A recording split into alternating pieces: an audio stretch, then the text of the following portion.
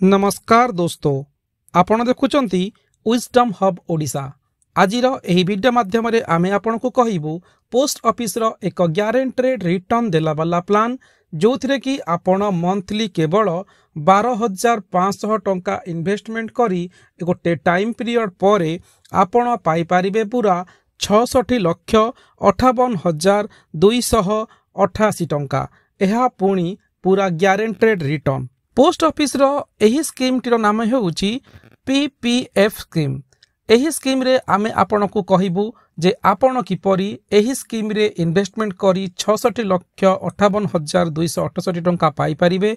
एतद व्यतीत आमे आपण को कहिबू जे जदि आपण एही स्कीम रे मासको 3,000, 8,000 किंबा 10,000 टंका इन्वेस्टमेंट करंती ताहले आपण केते टंका पाई परिबे। एथि सहित आपण को केते वर्ष इन्वेस्टमेंट करी रखिबा को पड़िबो, जेतिरे आपण को जहाँ भी इंटरेस्ट मिलुची ताहा टैक्सेबल कि नाही, जदि टैक्सेबल ताले आपण को केते टैक्स देबा को पड़िबो, केउठारे आपण एही स्कीम को करि परिबे, आउ एथिरे आपण को केते परसेंट इंटरेस्ट मिलुची, यार समस्त तथ्य आमे आपण को प्रदान करिबू एही वीडियो माध्यम रे।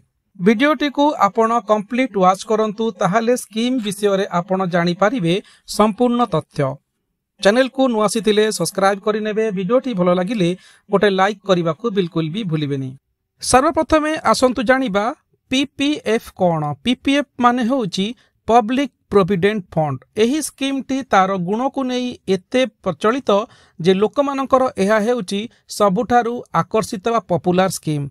एहार प्रथमटी स्कीम गुण हेउची ट्रिपल ई फॉर्मूला, माने डिपॉजिट, विड्रॉल एवं इंटरेस्ट सबु एथिरे टैक्स एग्जेम्प्टेड रही थाए। आउ सेकेंडली एही स्कीम रे आपणकर पैसा पूरा 15 वर्ष पर्यंत लॉक इन पीरियड रही थाए। आउ आपणकर पैसा रही थाए संपूर्ण सुरक्षित, आउ आपण को इंटरेस्ट मिली थाए 100% ग्यारंटेड। एबे आसंतु जानिबा जे जदि आमे पब्लिक प्रोविडेंट फंड रे इन्वेस्टमेंट करिबा ताहले आमको एथिरे कोन बेनिफिट सबु मिलु अछि। एथिरे आपणकर पैसा संपूर्ण सुरक्षित रही थाए, जहाँ भी आपण को रिटर्न मिली थाए ताहा 100% ग्यारंटेड रही थाए। एथिरे आपण को मिलुतिबा इंटरेस्ट तिबा रिटर्न टैक्स फ्री होई थाए आईटी डिपार्टमेंट रो अंडर सेक्शन 80C अनुजाई। एथिरे आपण को डिपॉजिट करिबा पई लमसम एवं मंथली आकार इंस्टॉलमेंट रे करि परिबे।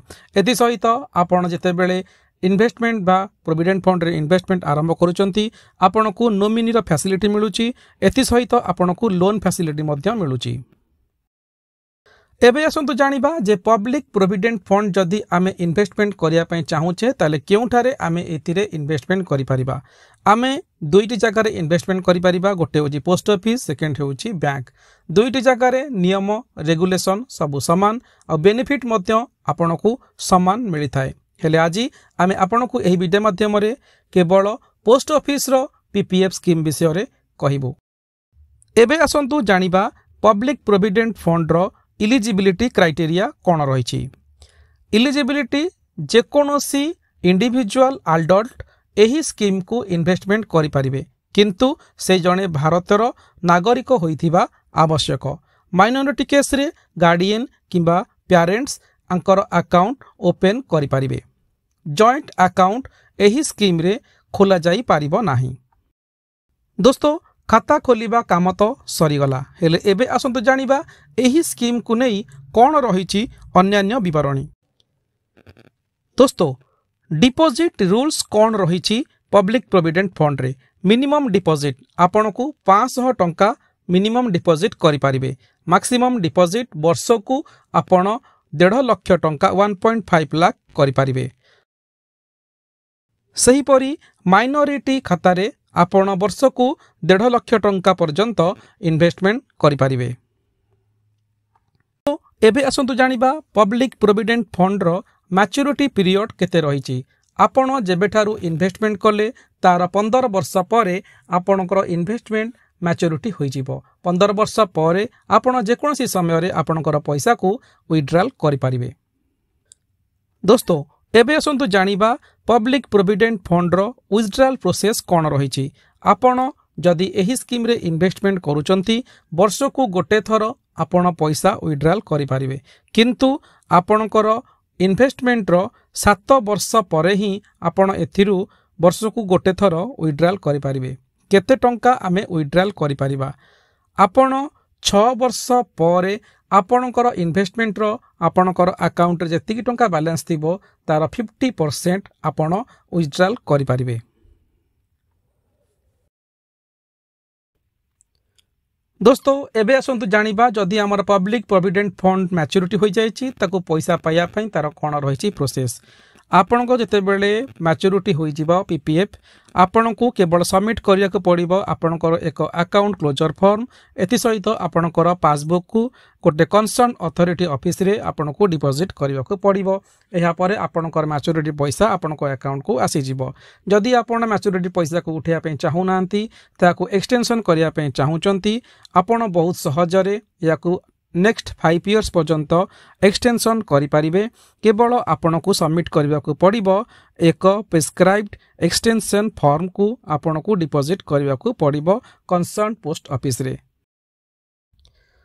दोस्तों एबे आसंतु आसीबा वीडियो रो मेन मुद्दा को आमे आपण को कहिथिलु जे आपण किपरि 10,500 टंका इन्वेस्टमेंट करी एही स्कीम रे पाई परिबे पूरा 66 लाख टंका ग्यारंटेड। एति सहित आमे आपण को कहिथिलु जे 3,000 8,000 आउ आपण 10,000 टंका इन्वेस्टमेंट करी आपण को केते टंका एही पीपीएफ अकाउंट रे मिली परिबो ताबी पुनी पूरा ग्यारंटेड। जदि आपण मंथली 3,000 टंका इन्वेस्टमेंट करूचंती ताले ईयरली आपण इन्वेस्टमेंट करिवे 36,000 टंका। 15 वर्ष रे आपण टोटल इन्वेस्टमेंट करिवे 5,40,000 टंका। 16 वर्ष रे मैच्योरिटी हबो आपण टोटल मिलिबो 9,76,370 आपणकर इंटरेस्ट आउ इन्वेस्टमेंट मिसेकी। जदि आपण एही फंड को आउ 20 वर्ष चालू रखंती ताले 20 वर्ष रे आपण को रिटर्न मिलिबो 15,97,999 टंका। जदि आपण एही स्कीम रे 8,000 टंका लेखे इन्वेस्टमेंट करूचंती मंथली ताले आपण को मिलिबो पूरा आपणकर वर्ष को इन्वेस्टमेंट करिवे 96,000 टंका। एथिरे आपणकर 15 वर्ष रे टोटल इन्वेस्टमेंट रहिबो 14,40,000 टंका। 16 वर्ष रे आपणकर मैच्योरिटी हबो आपन टोटल मिलिबो 26,03,654 टंका। जदि आपण एही स्कीम को 20 वर्ष पर्यंत चालू रखंती ताले आपण को मिलिबो टोटल 42,61,304 टंका। जदि आपण एही स्कीम रे 10,000 टंका मंथली इन्वेस्टमेंट करंती ताले ईयरली आपणकर इन्वेस्टमेंट रहिबो 1,20,000 टंका। 15 वर्ष रे आपण टोटल इन्वेस्टमेंट करिवे 18 लाख। 16 वर्ष रे मैच्योरिटी रे आपण को मिलिबो 32,54,567 टंका आपणकर इन्वेस्टमेंट आउ रिटर्न मिसिकी। जदि आपण एही स्कीम को 20 वर्ष पर्यंत चालू रखंती ताले आपण को मिलिबो 53,26,631 टंका। जदि आपण एही स्कीम रे मंथली 12,500 टंका इन्वेस्टमेंट करंती आपणकर ईयरली इन्वेस्टमेंट रहिबो 1.5 लाख टंका। 15 वर्ष रे आपण टोटल इन्वेस्टमेंट करिवे 22,50,000 टंका। 16 वर्ष रे मैच्योरिटी हबो आपण टोटल मिलिबो इन्वेस्टमेंट और रिटर्न मिसी 40,68,209 टंका। जदि आपण एही स्कीम को नेक्स्ट 20 वर्ष पर्यंत इन्वेस्टमेंट करी रखंती टोटल आपण को मिलिबो 66,58,288 ताहा पुनी पूरा ग्यारंटेड रिटर्न। दोस्तों आमे आपण को कहितिलु जे आपण 12,500 टंका इन्वेस्टमेंट करी किपरि आपण 66,58,288 टंका पाई परिबे ताहा पुनी पूरा ग्यारंटेड आमे वीडियो माध्यम रे आपण को देखैलु। एबे आपण को कहिबु जदि एही स्कीम रे बा जणे इन्वेस्टमेंट इंडिविजुअल करिसंती आउ तांकर कोनोसी कारणरू डेथ होई जाय ताहले कोन हेबो। जदि एही स्कीम रो जे अकाउंट होल्डर अछंती तांकर कोनोसी कारणरू डेथ होई जाय ताहले तांकर अकाउंट को इमिडिएटली क्लोज करि दिया जिवो।